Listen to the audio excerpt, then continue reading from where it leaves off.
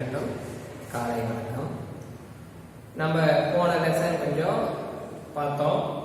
போன லெசன் பார்த்தோம் வீட்டுக்கோர் புத்தக சாலை அப்படின்னு ஒரு லெசன் பார்த்தோம். அதுல என்ன பண்ணியிருந்தாங்க, நேரடியாக அண்ணா சரியா ஒவ்வொரு வீட்டிலையும் ஒரு குட்டி லைப்ரரி இருக்கணும் அப்படின்னு சொல்லியிருக்காரு. புத்தகத்துல எது வேஸ்ட் பண்ணக்கூடாது, எல்லாம் அடுக்கி வச்சு நம்ம படிக்கணும் அப்படின்னு நம்ம ஒரு கருத்தை தெரிஞ்சுக்கிட்டோம். அடுத்தபடியா பார்த்தீங்கன்னா சிற்பக்கலை. உங்களுக்கு சிற்பக்கலை அப்படின்னா கல்லுலும் சரி, நம்ம கல்லுல செதுக்கி இது பண்றதுதான் சிற்பம். சரியா, உருவத்தை செதுக்கிறாங்கல்லவா, கல்லுல செதுக்கி. இப்ப உதாரணத்துக்கு விநாயகர் சிலை, முருகன் சிலை, இதெல்லாம் எதுல வடிக்கிறாங்க, கல்லால வடிக்கப்பட்ட சிலைகள் தான் நம்மளுக்கு சிற்பம். சரியா, அப்போ சிற்பத்தை கல்லுல வடிச்சு நம்மளுக்கு சாமியா கும்பிடும். சரியா, அப்போ என்ன பண்ணலாம், கடவுளின் உருவங்கள், மனிதனின் உருவங்கள் மிகுந்த கலை நுட்பத்தோடு, இது கடவுளுடைய உருவம் பிளஸ் மனிதனுடைய உருவம் ரெண்டும் சேர்ந்து மிகுந்த கலை நுட்பத்தோடு வடிவமைக்கப்படுவதே நம்ம கலைன்னு சொல்லலாம். வடிவமைக்கப்படுவதே கலை. சரியா, அந்த கலையை தான் நம்ம என்னது சிற்ப கலைன்னு கொண்டு வரலாம். சரியா, எது கடவுளுடைய உருவம் பிளஸ் மனிதனுடைய உருவம் மிகுந்த கலை நுட்பத்தோடு வடிவமைக்கப்படுவது தான் சிற்பக்கலை அப்படிங்கிற லெசனை பார்க்கிறோம். அதுக்கு முன்னாடி பாருங்க, நம்ம சிற்பங்கள் எத்தனை வகைப்படும், எந்தெந்த நிலைகள்ல சிற்பங்கள் வடிக்கிறாங்க, பல்லவர் காலத்தோடைய சிற்பங்கள் எது, பாண்டியருடைய காலத்தோட இது, நாயக்கருடைய காலத்துல எப்படி சிற்பங்கள், இப்படி ஒவ்வொருத்தருடைய சிற்பக்கலைகள் எப்படி வடிவமைச்சிருக்கிறாங்க அப்படின்னு உள்ள புத்தகத்துல பார்க்கலாம். சரியா, புரிஞ்சுக்கிட்டியா? புக் எடுத்துக்கலாமா?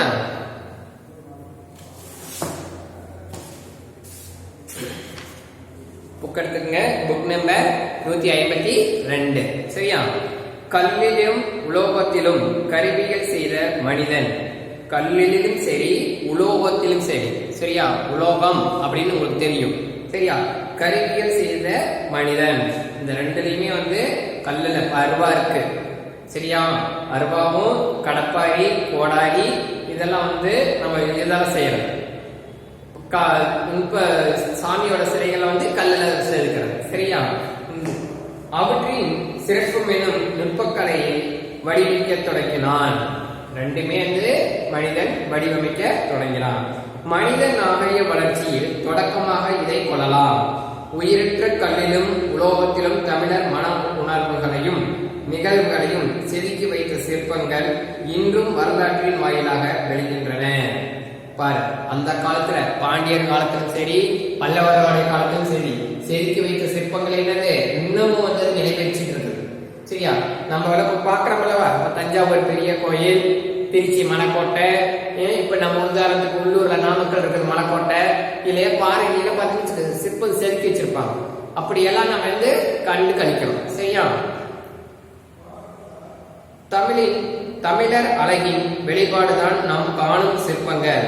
அச்சிற்பங்களின் கல்லில் வடிவமைத்த கலையே சிற்பக்கலை. சரியா, அதை கீழே பாருங்க, அன்லைன் பண்ணிக்கலாம்.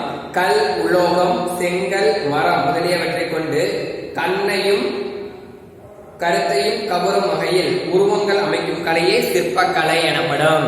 அன்லைன் பண்ணிங்க. 2 மார்க் கொஸ்டின். சரியா, 2 மார்க் கொஸ்டின். சிற்பக்கலை என்றால் என்ன அப்படின்னு கேட்கலாம். சரியா, கல், உலோகம், செங்கல், மரம் முதலியவற்றை கொண்டு கண்ணையும் கருத்தையும் கவரும் வகையில் அமைக்கப்படும் கலையே சிற்பக்கலை. எது? கல், அடுத்தது உலோகம், செங்கல், அடுத்தது மரம். இது எல்லாம் நம்ம கொண்டுதான் நம்மளுக்கு என்ன பண்றாங்க, சிற்பங்களை செதுக்கலாம். சரியா, முதலியவற்றையும் கண்ணையும் கருத்தையும் கவரும் வகையில் உலோகங்கள் அமைக்கும் கலையே சிற்பக்கலை. 2 மார்க் கொஸ்டின் கண்ணு அன்லைன் பண்ணிக்கணும். அடுத்து கீழே பாருங்க, சிற்பக்கலையின் வகைகள். அதுக்கு பின்னாடி கல்லும் உலோகம், செங்கல்லும் மரமும், மண்ணும் சுதையும், சுதையினா சொன்னாம். சரியா, தந்தும் வண்ணம், கண்டல் சரக்கை மெழுகும் எவற்றின் பருவத்தே சிற்ப தொழிலுக்கு உறுப்பன என நிகழ்ந்து குறிப்பிடுகிறது. மணிமேகலை குறிப்பு காணப்படுகிறது சொல்றாங்க. மணிமேகலை பாடல் வந்து இதுக்கு ஒரு உதாரணத்துக்கு சிற்பக்கலையை சொல்லலாம். சரியா? அடுத்து பாருங்க, சிற்பக்கலைகளின் வகைகள். சிற்பங்கள் அவற்றின் உருவ அமைப்பு அடிப்படையில் முழு உருவ சிற்பங்கள், புடைப்பு சிற்பங்கள்.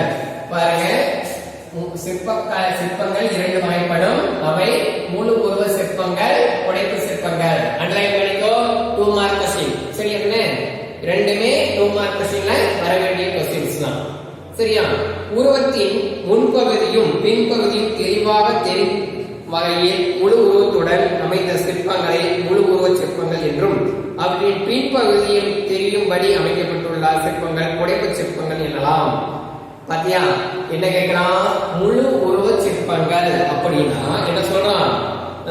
உருவத்தின் முன்பகுதியை நம்ம நிக்கிறோம். சரியா? நம்மளுடைய முன்பகுதியை தெரியும் வகையில் முழு உருவத்துடன் அமைந்த சிற்பங்கள் முழு உருவ சிற்பங்கள். உதாரணத்துக்கு ஒரு உருவம் செலுத்துறாங்கன்னா என் பகுதி முன்பகுதி போற தெரிஞ்சா அது முழு உருவ சிற்பம். அவற்றின் பின்பகுதி, சரியா, அவற்றின் முன்பகுதி மட்டும் தெரியும்படி அமைத்தால் சிற்பங்கள் புடைப்பு சிற்பங்கள் எனவும் கூறப்படுகிறது. இதற்கு சிற்பங்கள் அரண்மனைகள், கோவில்கள் போன்ற இடங்களில் காணலாம். இந்த சிற்பங்கள் எங்க காணப்படுமாமா?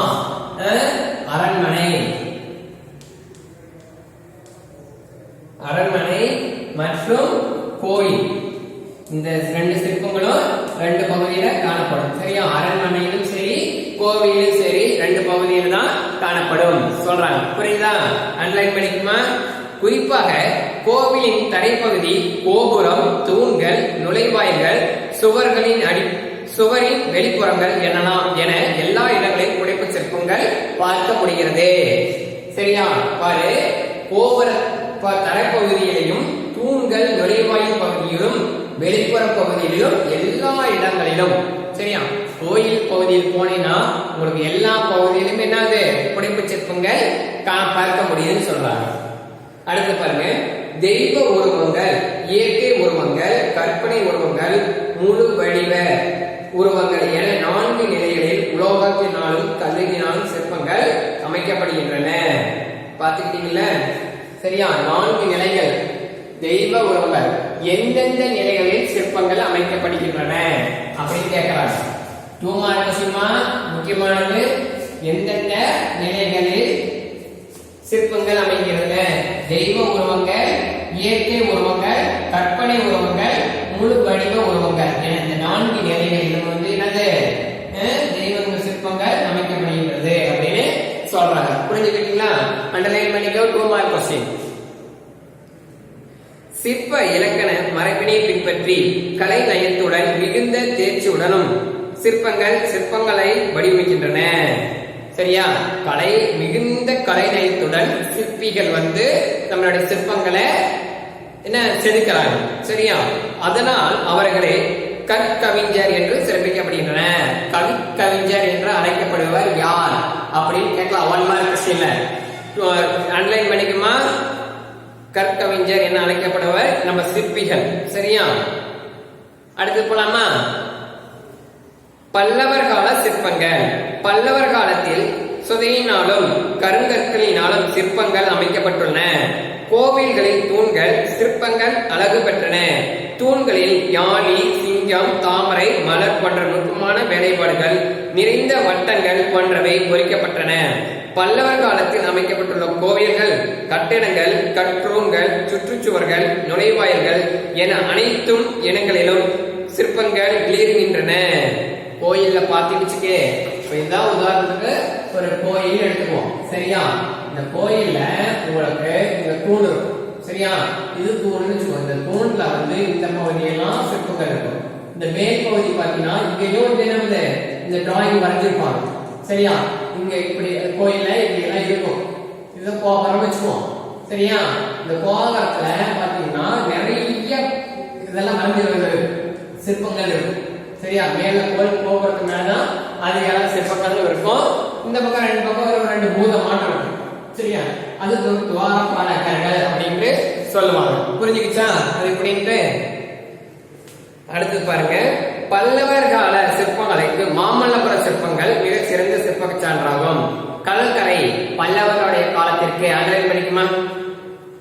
பல்லவர் கால சிற்பக்கலைக்கு மாமல்லபுர சிற்பங்கள் மிக சிறந்த சான்றாகும். கடற்கரையில் காணப்பட்ட பெரும்பாலான கடல் பாறைகளை செதுக்கி பற்பல உருவங்கள், நிறைய உருவங்கள், சரியா, இதை செதுக்கி பற்பல உருவங்கள் செதுக்கப்பட்டன. அங்க உருவங்கள் பஞ்சபாண்டவர் ரதம் மாமல்லபுரம் போனீங்கன்னு வச்சுக்கோங்க, உங்களுக்கு தெரியும். அந்த மாமல்லபுரத்துல என்னது பஞ்சபாண்டவருடைய ரதம், சரியா, அழகிய சிற்பங்கள் வேலைப்பாடுகள் காணப்படும். உதாரணத்துக்கு நம்ம தைப்பூச வருது, நம்ம தைப்பூசத்துல என்னது நம்மளுடைய தேர்ல அந்த மேல் பகுதி பாருங்க, மேல் பகுதி சரி கீழ்பகுதி சரி, அந்த செருக்கு அந்த இதுல கட்டையிலேயே அவ்வளவு சிற்பங்கள் செதுக்கியிருப்பாங்க. நிறைய ஒவ்வொரு ஊரிலையும் மாரியம்மன் கோயில் இருக்கும், அதுபோல தேர் கம்பல்சரி இருக்கும். அந்த தேர் பகுதியின் அடிப்பகுதியில பாத்தீங்கன்னா கட்டையினால் செதுக்கப்பட்ட சிற்பங்கள் அதிக அளவு இருக்கும். அதே மாதிரிதான் என்ன சொல்றாங்க, மாமல்லபுரத்துல அந்த பஞ்சபாண்டவர ரதத்துல அவ்வளவு ஒரு சிற்பங்கள் இருக்கும் அப்படின்னு எடுத்து சொல்றாங்க. புரியுதா? கவனமா இருக்குமா? பறவைகள், விலங்குகள் ஆகியவற்றில் பல்வேறு உருவச் சிற்பங்கள் பல்லவர் கால சிற்பக்கலைக்கு பெரும்பாலாண்மை உலகுக்கு உதவுகின்றன, உலகத்துக்கு எடுத்து உதவுகின்றன. பாருங்க, பல்லவர் கால சிற்பங்கள் பல்லவருடைய காலத்துல எங்கெங்க இருக்குது? மாமல்லபுரம் ஒண்ணு, காஞ்சிபுரம் ஒண்ணு, திருச்சி மணக்கோட்டை ஒண்ணு. இந்த மூணுமே பல்லவர் காலத்துக்கு உண்டான சிற்பக்கலைக்கு எடுத்துக்காட்டு பகுதியாக அமைகிறது. காஞ்சி கைலாசநாதர் கோயிலில் சுற்றுச்சுவர் முழுவதும், காஞ்சிபுரத்துல கைலாசநாதர் கோயில், கைலாசனான சிவபெருமானுடைய கோயில் சுற்றுச்சுவர்னு வச்சுக்க, காம்பவுண்ட், சரியா, இப்படி காம்பவுண்ட் பகுதி, சரியா, இதுதான் சுற்றுச்சுவர் அப்படின்னு பேரு. இந்த சுற்றுச்சுவரை சுற்றியும் என்ன பண்ணிருக்கிறாங்க? உருவங்கள்ல பொறிக்கப்பட்டிருக்குது, சரியா. அடுத்தது அது போன்று காஞ்சி வைகுண்ட பெருமாள் கோயிலிலும், காஞ்சிபுரத்துல வைகுண்ட பெருமாள் கோயில் என்ன, கைலாசநாதர் சிவன் கோயில் அடுத்தது பெருமாள் கோயில், பெருமாள் கோயில், இந்த ரெண்டு பகுதிகளிலும் மிகுதியாக சிற்பங்கள் உள்ளன. இங்கு தெய்வங்கள் உருவங்கள் பற்றி பிற சிற்பங்கள் உட்பகுதியிலும் செதுக்கப்பட்டுள்ளன. தெய்வ சிற்பங்கள் மட்டும் இல்லாம மற்ற உருவங்களான சிற்பங்களும் பொறிக்கப்பட்டுள்ளன. பல்லவர் கால குடைவர கோயிலில் நுழைவாயிலில் இருபுறங்களிலும் காவலர்கள் இருப்பது போல் 2 சிற்பங்கள் இருக்குது, சரியா. அடுத்தது சிற்பக்கலை கலைநுட்பம் எங்கெங்க அமைஞ்சிருக்குன்னா பார்த்தோம்லவா, மாமல்லபுரம் அண்டர்லைன் பண்ணிக்குமா, 2 மார்க் கொஸ்டின். மாமல்லபுரம், காஞ்சிபுரம், திருச்சி, மணக்கோட்டை போன்ற இடங்களில் காணப்படும் பல்லவர் கால சிற்பங்கள் சிறந்த கலைநுட்பத்துடன் அமைந்துள்ளது. பல்லவர் கால சிற்பங்கள் காணப்படும் இடங்கள் யாவை அப்படின்னு கேட்டா 2 மார்க் கொஸ்டின்ல எழுதலாம், சரியா. அதை அண்டர்லைன் பண்ணிக்குமா, 2 மார்க் கொஸ்டின் மேல எழுதிக்கிங்க, முக்கியமானது. அடுத்து பாருங்க, பாண்டியர் கால சிற்பங்கள். எனவே பாண்டியருடைய காலத்திலே சிற்பக்கலைக்கு அடுத்து வரோம். இதுக்கு முன்னாடி என்ன பார்த்தோம்? பல்லவர் பார்த்தோம். அடுத்து எந்தெந்த நிலையில சிற்பங்கள் இருக்குன்னு பார்த்தோம். சிற்பங்கள் எத்தனை வகையில் இருக்குன்னு பார்த்தோம்.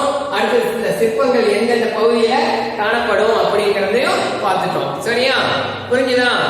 நல்ல கவனமா ஒரு தடவை 2 தடவை என்ன பண்ணணும், ரீட் பண்ணி பார்த்தீங்கன்னா தான் இது ஆழ்ந்த பகுதி அப்படின்னு உங்களுக்கு தெரியும். பாண்டியர் காலத்தில் அமைக்கப்பட்டுள்ள குகை கோயிலில் சிற்ப வேலைப்பாடுகள் இருந்தன. அவற்றில் திருமயம், பாருங்க எங்க, திருமயம் 1, பிள்ளையார்பட்டி 1, குன்றக்குடி 1, திருப்பரங்குன்றம், இந்த 4 பகுதியும், சரியா. அண்டர்லைன். பாண்டியர் காலத்தில் அமைக்கப்பட்டுள்ள குகை கோயிலில் சிற்ப வேலைப்பாடுகள் நிறைந்துள்ளன. அவற்றை திருமயம், பிள்ளையார்பட்டி, குன்றக்குடி, திருப்பரங்குன்றம், இந்த 4 பகுதியிலும் முதலிய இடங்களில் உள்ள கோயில்கள் காணலாம். பாண்டியருடைய சிற்பக்கலைகள் இந்த 4 பகுதியில் அதிக அளவு காணப்படுதுன்னு சொல்றாங்க. மித்த பகுதிகளிலும் என்ன பண்றது இருக்குதுன்னு சொல்றாங்க. புரிஞ்சுக்கிச்சா? கோயில்பட்டிக்கு மேற்கே கழுகுமலை வெட்டுவான் கோயிலில் அமைந்துள்ள சிற்பங்கள் பாண்டியர் கால சிற்பக்கலைக்கு சிறந்த எடுத்துக்காட்டாக சொல்றாங்க. எங்க கோயில்பட்டிக்கு மேற்கே, கோயில்பட்டிக்கு மேற்கே கழுகுமலை அப்படிங்கிற பகுதியில வெட்டுவான் கோயில் அந்த சிற்பங்கள் பாண்டியர் காலத்து சிற்பக்கலைக்கு உதாரணத்தை சொல்லலாம். புரிஞ்சுதா?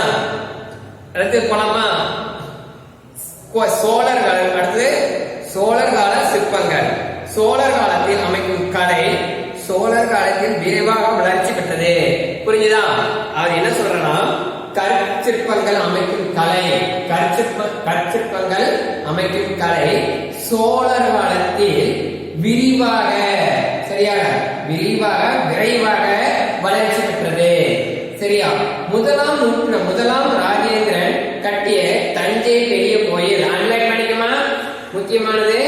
முதலாம் ராஜராஜன் கட்டிய தஞ்சை பெரிய கோயில் முதலாம் ராஜேந்திர சோழன் எழுப்பிய கங்கை கொண்ட சோழபுரம், இரண்டாம் ராசராசன் எழுப்பிய தாராசுரம் கோயில், மூன்றாம் குலோத்துங்க சோழன் அமைந்த திருபுவன கோயில் சோழர் கால சிற்பக்கலைக்கு கருவூலமாக தெரிகிறது. இதெல்லாம் 2 மார்க் கேட்கலாம். சோழர் கால சிற்பக்கலைகள் எடுத்துக்காட்டுக்கு தருக அப்படின்னு கேட்டா நீ என்ன பண்ணணும்? இதெல்லாமே நீ எழுதக்கூடிய பாயிண்டுகளாக இருக்கும். சரியா? ஒரு கிளாஸ் அதையும் படிச்சு பாருங்கன்னு எப்படி இருக்கு விளையாட்டுமா இருக்கக்கூடாது. சரியா? அடுத்து பாருங்க. அடுத்து போலாமா? தஞ்சை பெரிய கோயிலில் காணப்படும் 14 அடி உயரம் உள்ள தஞ்சை பெரிய கோயில். தஞ்சாவூர் பேர் தெரியுங்களா? தஞ்சாவூர்ல பெரிய கோயில் அப்படின்னா ஈஸ்வரன் கோயில்ல 14 அடி உயரம் உள்ள வாயிற்காவலர், துவாரபாலகன் சொன்னல்லவா, அந்த துவாரபாலர் தான் வாயிற்காவலர். எத்தனை அடி? 14 அடி. 14 அடி உயரமுள்ள வாயிற்காவலர் உருவங்கள் மிகப்பெரிய நந்தியும், தஞ்சாவூர் ஈஸ்வரன் கோயிலுக்கு முன்பகுதியில பார்த்தீங்கன்னா பெரிய நந்தி இருக்கும். சரியா? அந்த நந்தியும் வியப்பூட்டும் வேலைப்பாடுகள் கொண்ட தூண்களும் சோழர் கால சிற்பத்திறனுக்கு சிறந்த எடுத்துக்காட்டு சான்றாக விளங்குகிறது. கங்கை கொண்ட சோழபுரத்தில் ஒரே கல்லில் அமைந்துள்ள, அன்லைன் பண்ணிக்குமா? முக்கியமானது.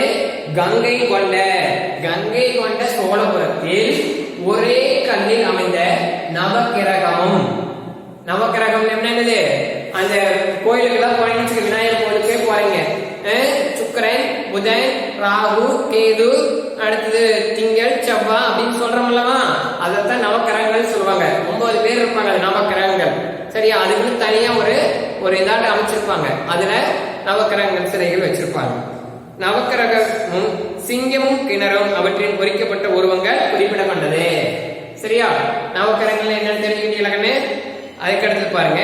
புதுக்கோட்டை மாவட்டம் நடன முத்திரைகளுடன், ரத்தனமலையுடன் நடன முத்திரைகளுடன் சிற்பங்கள் அமைந்துள்ளன. அம்மாவட்டத்தில் உள்ள 2ஆம் பராந்தக சோழன் மூவர் கோயில் சிற்பங்கள் அழகானவை. அங்க இருக்கிற கோயில் சிற்பங்கள்லாம் என்னது ரொம்ப அழகா இருக்குன்னு சொல்றாங்க. சரியா? அதுல சோழர் கால சிற்ப திருமேனிகளும் பொற்காலம் என்று அழைக்கப்படுகிறது. அன்லைன் பண்ணிக்குமா? முக்கியமானது. அளவிற்கு அழகுற அமைந்தன என்று குறிப்பிடப்படுகிறது. சரியா? இது வரைக்கும் நீங்க என்ன பண்றீங்க? படிச்சு பாருங்க. அடுத்த கிளாஸ்ல பார்க்கலாம்.